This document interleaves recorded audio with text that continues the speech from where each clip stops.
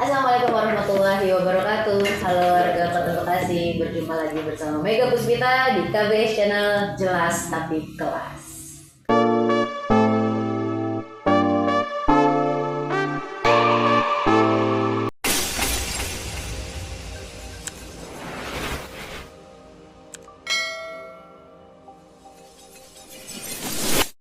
Oke warga Kota Bekasi, pada kesempatan kali ini kita akan mengulik terkait dengan Perda atau peraturan daerah di Kota Bekasi, di mana Perda ini menjadi ujung tombak atas kebijakan-kebijakan yang pada akhirnya nanti berimpact kepada masyarakat itu sendiri.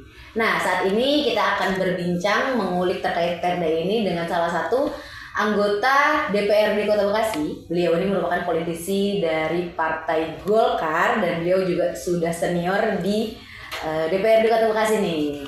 Oke, langsung saja kita akan berbincang dengan Bang Daryanto. Assalamualaikum Bang. Waalaikumsalam. Sehat Bang? Gimana? Mega sehat? Alhamdulillah. Alhamdulillah. Abang juga wah fresh sekali Bang. Iya, alhamdulillah. Oke. Tadi sudah saya buka. Jadi di sini warga Kota Bekasi, Bang Daryanto ini merupakan ketua Bapemperda. Bapemperda ini FYI Badan Pembentukan Peraturan Daerah Kota Bekasi di DPRD Kota Bekasi. Jadi langsung aja nih Bang ya. Mungkin bertanya-tanya juga nih warga Kota Bekasi, apa sih Perda gitu? Siapa sih Bapemperda? Oke, langsung aja berkaitan dengan Bapemperda di sini secara titik poinnya ini. Kita akan mengulik terkait optimalisasi kinerja Bapemperda Kota Bekasi sendiri dalam merangkai mesahkan Perda yang berimpact pada masyarakat Kota Bekasi. Nah ini sejauh ini update Perda untuk saat ini gimana nih Bang Daryanto? Iya, baik, terima kasih Mbak Mega. Jadi kepada masyarakat Kota Bekasi juga pada khususnya dan masyarakat umumnya, kami dari DPRD Kota Bekasi mengucapkan terima kasih yang pertama karena memang secara pribadi saya juga mengucapkan terima kasih kepada di wilayah dapil saya sudah kembali mempercayakan saya untuk maju di DPRD Kota Bekasi ini yang periode yang ketiga. Jadi terima kasih banyak atas doa dan support serta dukungannya semua. Dan yang kedua, jadi terkait masalah Badan Pembentukan Peraturan Daerah ini adalah salah satu badan sebagai alat kelengkapan di DPRD Kota Bekasi. Jadi selain Badan Pembentukan Peraturan Daerah itu ada Badan Musyawarah atau Bamus, ada juga Badan Anggaran. Nah, itu ada juga satu lagi Badan Kehormatan DPRD Kota Bekasi. Nah, itu memang mempunyai fungsi masing-masing dan Badan Pembentukan Peraturan Daerah fungsinya kita membentuk peraturan daerah. Jadi kita bisa melanjutkan aturan payung hukum untuk aturan-aturan yang lebih tinggi, misalkan undang-undang ataupun peraturan menteri dan sebagainya yang ada di atas itu kita bisa kombinasikan dengan muatan lokal di Kota Bekasi. Jadi tapi intinya bahwa Badan Pembentukan Peraturan Daerah ini juga seperti yang Mbak Mega sampaikan, memang sekali lagi kemasyarakatan untuk kepentingan masyarakat Kota Bekasi pada khususnya itu. Dan alhamdulillah di tahun ini kita sudah menetapkan program Perda itu program prioritas pembentukan peraturan daerah itu ada 11 yang dimana 5 dari usulan DPRD dan 6 itu dari pemerintah Kota Bekasi. Itu termasuk perda khusus yang harus itu seperti APBD dan sebagainya. Oke. Nah itu mungkin menarik nih ya terkait dengan poin-poin 11 tadi. Ini mungkin secara garis besar ini lebih ke arah mana nih Bang? Kalau untuk Perda ini sendiri, terus kira-kira impact ke masyarakatnya ini apa? Jadi dari 11 itu, ini ada yang pertama itu kita kemarin sudah menyelesaikan perubahan atas Peraturan Daerah Nomor 1 Tahun 2024 tentang pajak daerah dan retribusi daerah. Ini tentunya kita juga ada beberapa hal yang kita perbarui di sana. Yang pertama bagaimana peningkatan PAD. Karena kita tahu bersama Kota Bekasi juga menjadi salah satu kota yang dilewati oleh MRT, LRT dan juga kereta api cepat. Nah, ternyata dari kereta api cepat itu juga menimbulkan dampak ekonomis. Karena dari kereta api itu muncul listrik akibat gesekan atau disebut traksi. Nah, ternyata dari pemerintah pusat kita diberikan kewenangan untuk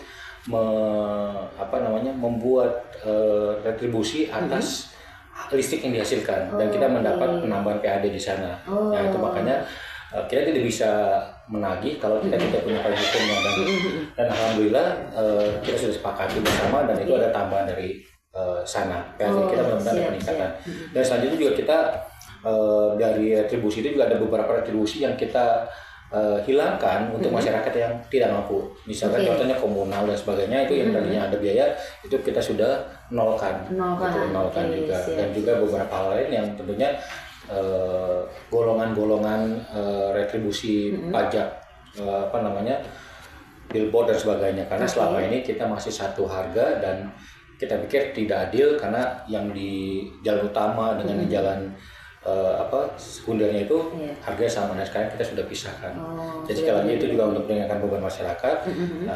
Itu juga untuk kemajuan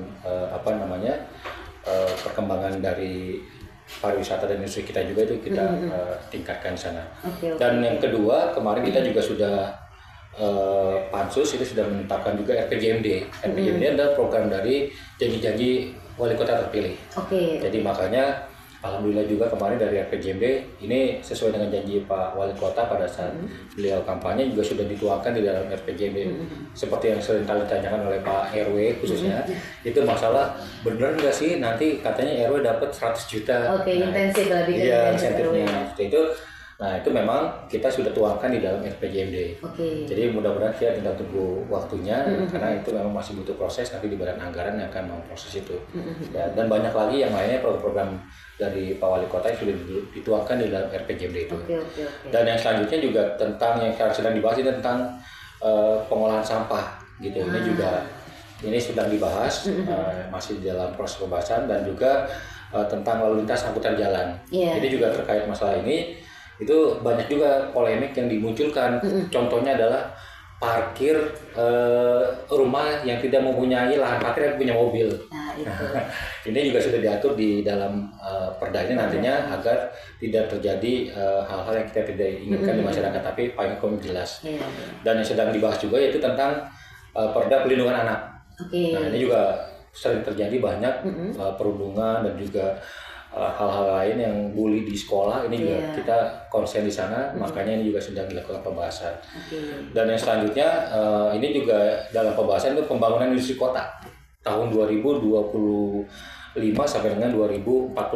Ternyata kita Kota Bekasi belum mempunyai raperda tentang rencana pembangunan industri kota. Jadi itu kita nanti punya roadmap-nya, punya blueprint-nya bagaimana industri kota itu di Kota Bekasi kedepannya kita harus bangun seperti sentra-sentra. Memang ada sentra-sentra sudah ada sekarang ini, tapi itu sifatnya kan belum difasilitasi oleh pemerintah. Baru sentra itu dibentuk oleh swasta. Namun peran pemerintah sendiri masih kita rasakan kurang. Nah makanya kita buat ini karena ini juga menjadi salah satu syarat dari pemerintah pusat untuk pemerintah daerah yang ingin mendapat stimulus dari pemerintah pusat harus mempunyai payung hukumnya. Gitu. Dan selanjutnya juga kita sedang membuat perda tentang penyelenggaraan pemakaman. Ini juga karena makin lama kan makin berkurang ya tanda pemakamannya, lahan berkurang. Nah, ini kita mau buat proses penyelenggaraan pemakaman seperti apa dan juga karena banyak juga komplain dari masyarakat ternyata biayanya mahal dan juga tidak pasti yang itu. Jadi mereka harus bagaimana? Nah ini kita buatkan payung hukumnya agar kedepannya hal-hal tersebut tidak terulang lagi. Dan selanjutnya tentang sumur resapan. Ini juga harus diatur di dalam perda pemerintah daerah. Memang sudah ada perda yang lebih tinggi sudah mengatur hal tersebut. Namun tentunya sekali lagi kita dengan muatan lokal kita ini kita akan kolaborasikan lah. Dan selanjutnya ini nanti tentang P2 APBD, terus raperda tentang APBD tahun 2005 perubahan dan APBD tentang APBD 2026. Jadi itu memang raperda wajib yang memang dilaksanakan oleh pemerintah. Jadi itu mungkin perda-perda yang akan kita sedang bahas dan akan kita bahas di kemudian hari. Oke, ini menarik sekali ya. Tadi di poin-poin awal ini benar-benar berimpact sama masyarakat. Iya. Ini semua. Jadi bukan hanya raperda, tapi kan nanti APBD sendiri pun itu produknya adalah peraturan daerah. Jadi APBD yang kita sahkan bersama itu adalah produk dari perda itu sendiri. Jadi kalau kita nggak punya APBD, bagaimana kita mempunyai pedoman untuk pembangunan? Jadi semua yang dibahas ini tentunya sangat berimpact kepada masyarakat. Iya Bang, di sini saya juga baru terbukakan ya. Pada akhirnya perda ini kan menjadi hal yang krusial. Terkait dengan regulasi masyarakat untuk tadi tuh. Betul. Ya kan ya, poin-poin yang krusial tadi. Pemakaman, transportasi, lingkungan gitu kan ya. Dan ini ya harusnya masyarakat juga diberikan insight ini, diberikan wawasan ini biar mereka juga semakin aware. Apalagi tadi terkait dengan RW ya. RW ini kan menjadi apa ya, birokrat paling bawah ya kan ya. Tujuan pokok pemerintah. Untuk melayani masyarakat. Betul. Gitu kan ya. Memang harus diberi perhatian juga gitu kan ya. Ya ini ternyata benar ya warga ya. Ini ujung tombaknya ini ada di Bapem Perda. Di mana regulasi-regulasi peraturan daerah ini yang akan langsung dirasakan, dilakukan atau dijalankan oleh masyarakat ini gitu kan. Karena dengan peraturan sendiri kita mempunyai payung hukum ataupun dasar hukum orang berbuat atau bertindak seperti apa. Jangan sampai karena ketidaktahuan, nah orang itu jadi terganjal ataupun terkena masalah hukum karena ketidaktahuan. Nah makanya dengan peraturan ini kita buat, artinya seseorang ataupun lembaga itu mempunyai payung hukum ataupun dasar-dasar hukum agar mereka kedepannya dalam menyelesaikan sesuatu atau mengerjakan sesuatu itu on the track. Jadi ada payung hukum yang menjembatani dan payung hukum yang melindunginya seperti itu. Jadi jangan sampai seseorang berbuat, saya kan nggak tahu. Hal contoh gampang, kita juga sudah punya perda tentang lingkungan hidup. Contohnya buang sampah. Tapi kenapa masyarakat masih juga melakukan buang sampah sembarangan? Padahal itu hukumannya jelas. Nah ini juga terkait masalah tindakan ataupun penerapan perda. Memang yaitu yang memang masih kita rasakan kurang. Tentunya Satpol PP sebagai penegak perda itu juga kita sangat butuhkan ketegasan dan juga keluasan. Jadi antara tegas dan luas ini memang dilematis. Dilematis. Jadi keluasan itu mungkin preventif. Tapi selain preventif juga harus ada ketegasan yang kita punya bahwa ini aturannya demikian, kalau salah ya salah. Nah, gitu. Kalau memang ini tidak benar, nah seperti yang sudah dilakukan oleh pemerintah Kota Bekasi dari beberapa waktu yang lalu, mungkin Mbak Mega juga sudah tahu, ada penertiban ya bangunan liar ataupun hal-hal lain yang itu memang yang harus dilakukan. Itu yaitu bicara tadi perdanya juga memang sudah jelas bahwa daerah-daerah tersebut adalah bukan diperuntukkan untuk zona dagang ataupun bangunan liar seperti itu. Makanya pemerintah melakukan penertiban karena payung hukumnya jelas. Namun sekali lagi juga tadi saya bilang perlu keluasan. Nah itu tadi keluasannya adalah diberikan waktu, diberikan kesempatan itu, tapi ya langsung on the track-nya tetap harus dilaksanakan. Oke siap Bang. Tadi sebenarnya ini tadi ya saya juga ada akhirnya terjawab juga nih sebelum dipertanyakan. Saya juga ada pertanyaan prioritas perda ternyata kan sudah digamblangkan juga ya. Tadi 11 poin itu kan didominasi cenderung kepada itu tadi kebijakan publik tadi ya kan yang bisa berimpact langsung kepada masyarakat. Cuman Bang berbicara terkait tadi ya secara fungsional kan udah jelas nih ya kan ya. Pemerintah memberikan payung hukum yang jelas gitu kan kepada masyarakat daripada regulasi tadi, dari regulasi kebijakan-kebijakan dan yang akan dijalankan langsung oleh masyarakat. Cuman Bang di sini mungkin saya mau minta tanggapannya sedikit terkait dengan ya apapun itu yang berkaitan dengan publik ya kan ya. Karena kan di sini ada pelakunya, ada penerimanya ya kan ya.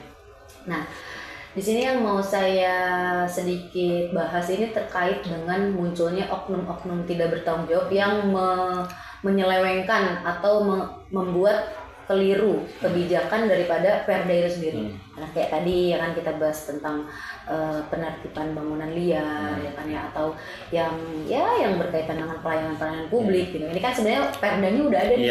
Secara payung hukum udah ada gitu. Cuma kan tidak menutup kemungkinan bahwasanya tetap akan muncul oknum-oknum tidak bertanggung jawab yang memanfaatkan hal ini. Ya kan ya Bang ya. Mungkin ya bisa saya katakan kompromi perda. kompromi oknum ya terhadap pelaku dan penerima manfaat daripada perda itu sendiri. Ini gimana Bang menurut Abang? Kalau kompromi yang tadi disampaikan oleh Mega itu mungkin bukan artinya kita berhak untuk melanggar peraturan, gitu. Namun tadi yang saya bilang keluasan.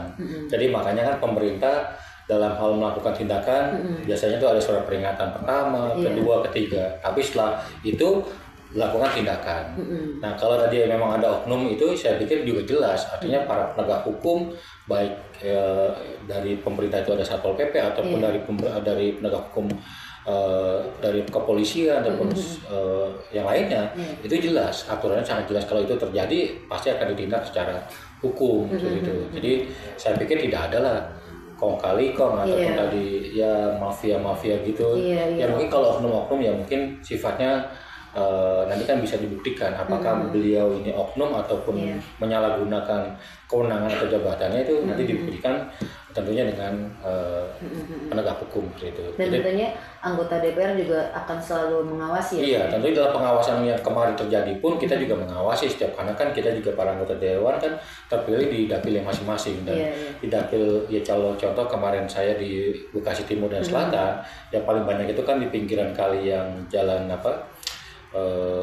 belakang Pemda itu kan juga banyak tuh, terus ada lagi di beberapa bantaran kali juga karena memang akan dilakukan normalisasi itu cukup mengganggu dan selama ini saya melihat juga semuanya berjalan dengan baik karena prosesnya dilakukan dengan benar, tadi keluasan juga sudah diberikan, tenggang waktu juga sudah diberikan, akhirnya pada saat kita eksekusi juga masyarakat menerima dan menyadari. Malah saya tanya ada tukang nasi uduk di sana, jualan sudah berapa lama Bu di sana? Ada yang 15 tahun, ada yang lebih gitu kan, ada yang jadi mereka memang saya bilang pindah kemana, agak ke dalam Pak gitu, tapi ya syukur alhamdulillah semuanya berjalan dengan baik dan lancar. Oke. Oh jadi jadi saya menangkap keluasan dalam arti penegakan perda itu ada apa ya, fleksibilitas gitu. Betul. Ya kan? Jadi tidak serta-merta saklek ya kan ya, pada akhirnya ketika itu ada unsur-unsur merugikan masyarakat gitu kan, itu ya karena kita mau tegak nih gitu kan ya, itu mungkin di sini ya keluasannya ya. Betul, tapi ada juga yang seperti kita lakukan dan kita lihat bersama juga yang Pak Gubernur lakukan juga. Beliau langsung tindak tegas juga mungkin karena memang beliau sudah mungkin bosan kali dengan negosiasi dengan makanya beliau selalu, dan mungkin sifat emergensinya juga mungkin lain karena mungkin yang dilakukan itu untuk skala yang jauh lebih besar karena ya kalau contoh di puncak itu kan berdampaknya ke beberapa wilayah gitu mungkin, tapi kalau kita yang saya lihat pemerintah Kota Bekasi keluasan dan juga tenggang rasanya juga cukup bagus dan saya lihat juga tidak ada perlawanan dari masyarakat kecuali ada satu RW yang memang awalnya menolak tapi setelah diberikan penjelasan dan sosialisasi akhirnya dia juga bersedia dan wilayahnya juga sekarang sudah dieksekusi juga. Iya.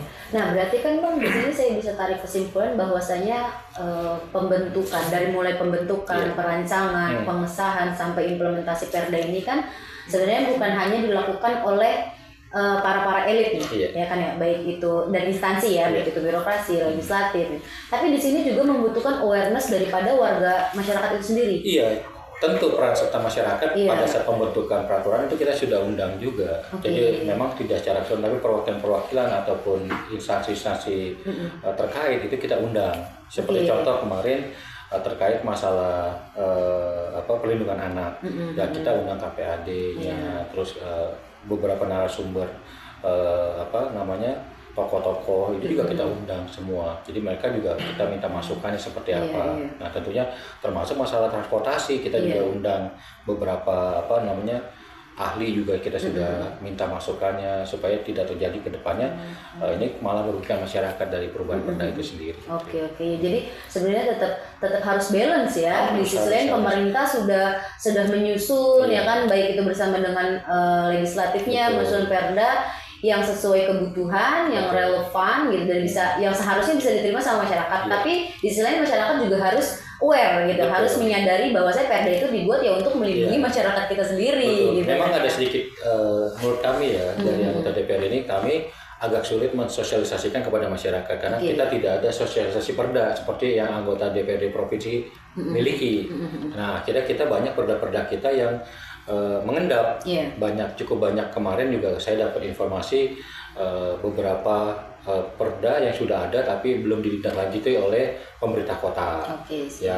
contoh masalah CSR gitu kan, padahal bentukan lembaganya itu sudah harus ada, tapi sampai saat ini pemerintah kota belum mengeluarkan perwalnya atau turunan dari perda itu sendiri. Pelaksanaannya kan ada yang di perwal gitu kan, untuk pembentukannya lembaga sendiri ada yang di keputusan wali kota, tapi itu sampai saat ini belum ada. Nah, makanya kita juga kadang-kadang suka mengingatkan juga kepada Pak Wali Kota bahwa ini ada beberapa hal yang memang cukup bermanfaat buat masyarakat kalau kita laksanakan segera. Dan ada beberapa perda lagi kemarin, ya mungkin Pak Wali kan juga dengan kesibukannya, kita juga ingatkan pada saat di paripurna bahwa kita punya badan usaha milik daerah, BUMD ya. Contohnya BPRS, kita kan punya bank sendiri. Jadi akhirnya ternyata setelah kita ingatkan, Pak Wali setuju bahwa akhirnya dari 13 OPD itu sekarang untuk penggajiannya melalui BPRS Patriot. Jadi ya memang itu perlulah sinkronisasi dan juga komunikasi. Iya, wah luar biasa. Dan berarti mungkin ini Bang terakhir nih closing statement terhadap harapan terhadap Kota Bekasi dalam implementasi Perda, apalagi yang tadi bersinggungan langsung dengan masyarakat. Ini seperti apa Bang? Iya, jadi kepada seluruh masyarakat Kota Bekasi tentunya kita juga berterima kasih, karena memang kalau kita lihat ya yang pertama dari PAD, ternyata Kota Bekasi juga memiliki PAD yang cukup besar, kita 3 triliun lebih dari PAD, penghasilan asli daerah murni gitu. Jadi ini luar biasa. Jadi saya pikir ini bagaimana peningkatan kita bisa lebih baik lagi ke depan. Nah, kedua tentunya warga Kota Bekasi juga ini menjadi warga yang heterogen karena datang dari banyak-banyak wilayah, daerah dan adat, istiadat, budaya yang kumpul di Kota Bekasi, dan tentunya ke heterogen ini bisa terjaga dengan harmonis. Nah, itu juga menjadi poin bagi kami agar tentunya peraturan yang kita buat juga tentunya untuk menyatukan hal tersebut gitu. Dan yang ketiga juga kami berterima kasih kepada seluruh masyarakat Kota Bekasi karena juga menjaga toleransi dan juga kebersamaan. Bhinneka Tunggal Ika di Kota Bekasi ini sangat terlihat sekali. Jadi makanya kita bersyukur tinggal di Kota Bekasi. Kita berharap juga Kota Bekasi menjadi kota yang aman, nyaman, dan juga kota yang modern yang nantinya bisa menjadi kota yang kita cintai selamanya. Luar biasa. Nah, ini benar-benar nih saya pribadi juga mendapat insight baru dan semoga pesan ini intisari dari perbincangan ini bisa ditangkap oleh warga Kota Bekasi. Ya itu tadi ya sebagai pesan ya. Oke, menarik sekali ini Bang. Mungkin nanti kita di kesempatan lain bisa berbincang lagi. Sekali lagi terima kasih untuk waktunya. Sehat terus ya kan. Tapi saya dengar Mbak Mega juga jualan kopi ya. Iya. Kopinya enak nanti kita main. Saya udah nyoba kopinya. Oke, luar biasa. Itu dia warga Kota Bekasi, perbincangan kita dengan Bang Daryanto. Semoga itu tadi ya pesan-pesan yang bermanfaat diambil dan kita sama-sama bekerja sama dengan pemerintah dan legislatif untuk memajukan Kota Bekasi tercinta. Oke, sekian Mega Puspita undur diri. Jangan lupa untuk di-subscribe, like, comment, and share KB channel Jelas Tapi Kelas. Wassalamualaikum warahmatullahi wabarakatuh. Waalaikumsalam.